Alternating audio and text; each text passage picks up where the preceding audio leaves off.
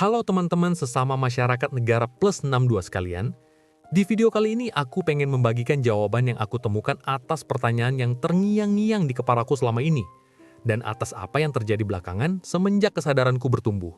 Yaitu, mengapa orang yang sudah diberikan kepercayaan untuk menjabat, atau orang yang sudah berada di puncak kekuasaan, baik itu untuk memimpin atau mewakili masyarakat, cenderung hilang rasa empati dan hati nurani. Mungkin teman-teman sekalian juga ada yang sama mikir kayak gini juga, sama-sama bertanya dan heran.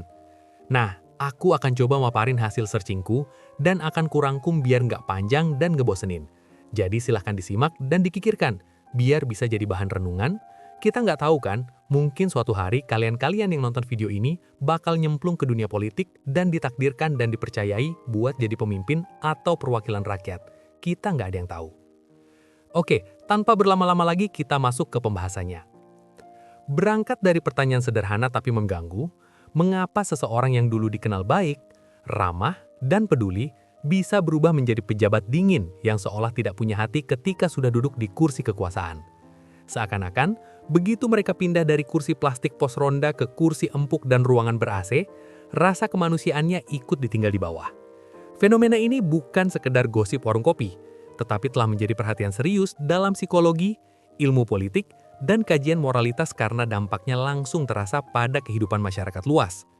Fenomena perubahan ini sering dijelaskan lewat konsep yang disebut power paradox, yaitu paradoks kekuasaan. Orang dihormati dan diberi kekuasaan karena kebaikan dan empatinya.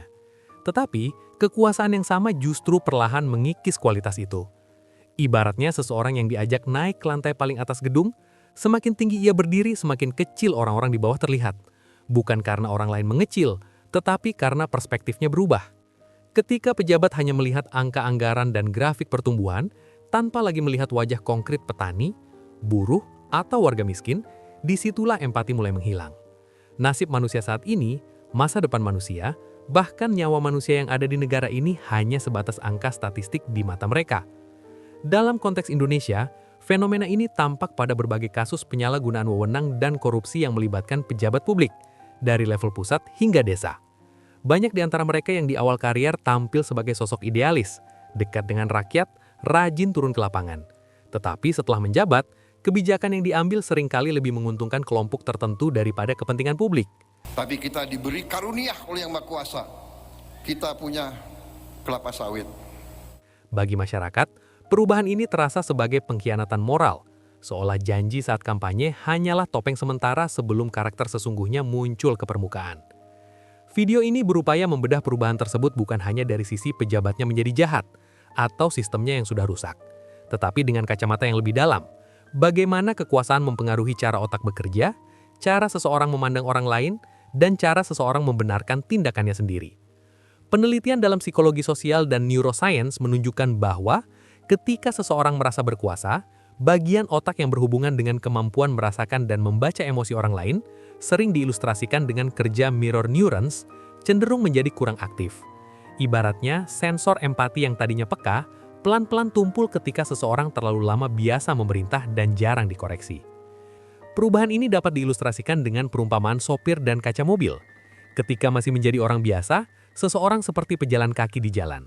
Ia merasakan panas, hujan, lubang jalan, dan senggolan motor secara langsung, sehingga lebih mudah bersimpati pada sesama pejalan kaki. Namun, ketika ia masuk ke dalam mobil mewah dengan kaca gelap dan AC dingin, suara jalanan jadi pelan, bau polusi hilang, dan orang-orang di luar hanya tampak sebagai bayangan yang melintas. Di sisi lain, sistem politik dan birokrasi juga memberi kontribusi besar. Struktur kekuasaan yang tertutup, budaya patronase dan praktik kartel partai membuat pejabat lebih tergantung pada jaringan elit daripada kepercayaan rakyat. Akibatnya, orientasi empati bergeser dari bagaimana nasib rakyat kecil menjadi bagaimana menjaga posisi di dalam lingkaran kekuasaan.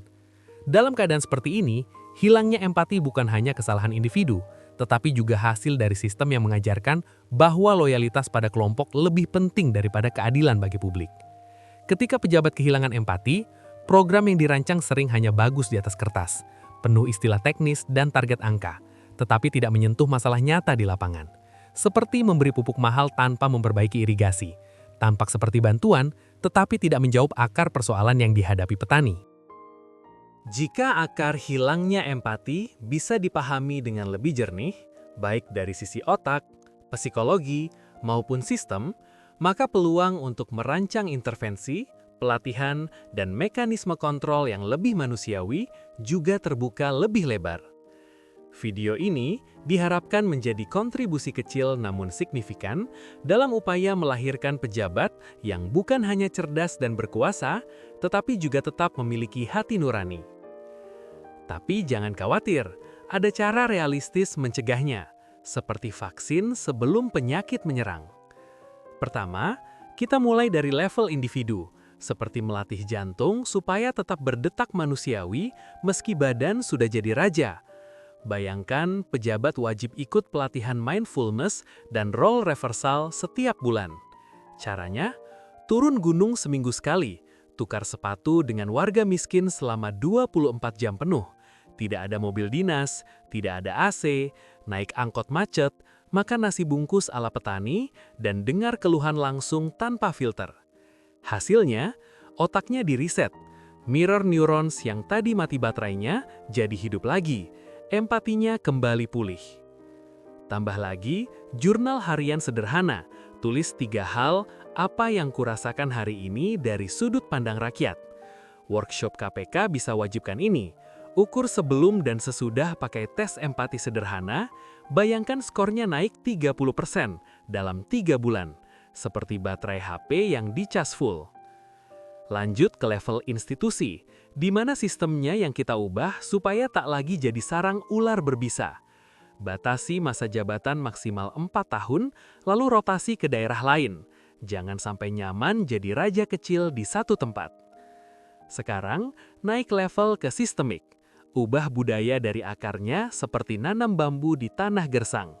Masukkan pendidikan etika power paradox ke kurikulum sekolah calon pemimpin seperti IPDN atau sekolah partai. Ceritain kisah Daxter Keltner sejak hari pertama, plus simulasi, kamu jadi presiden, apa yang hilang dari hatimu? Budaya akuntabilitas dibangun lewat transparansi total. Kampanye wajib live stream interaksi warga. Partai dilarang kartel dengan UU baru yang paksa 50% kandidat dari non-elit, seperti petani atau buruh. Akhirnya, pejabat tak lagi jadi monster kursi empuk, tapi sahabat rakyat yang tetap punya hati nurani, seperti pohon yang tumbuh tinggi tapi akarnya dalam di tanah desa. Ya, itulah jawaban-jawaban hasil riset yang aku temukan. Semoga berguna. Kalian boleh share ke kenalan-kenalan kalian yang mungkin pengen terjun ke dunia politik atau mungkin yang sudah.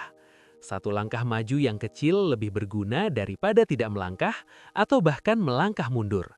Kalau bukan kita yang mulai, ya siapa lagi? Oke, sekian dulu dari aku. Sampai jumpa di video yang membahas pertanyaannya dan keresahan di kepalaku lainnya. Aku pamit. Bye.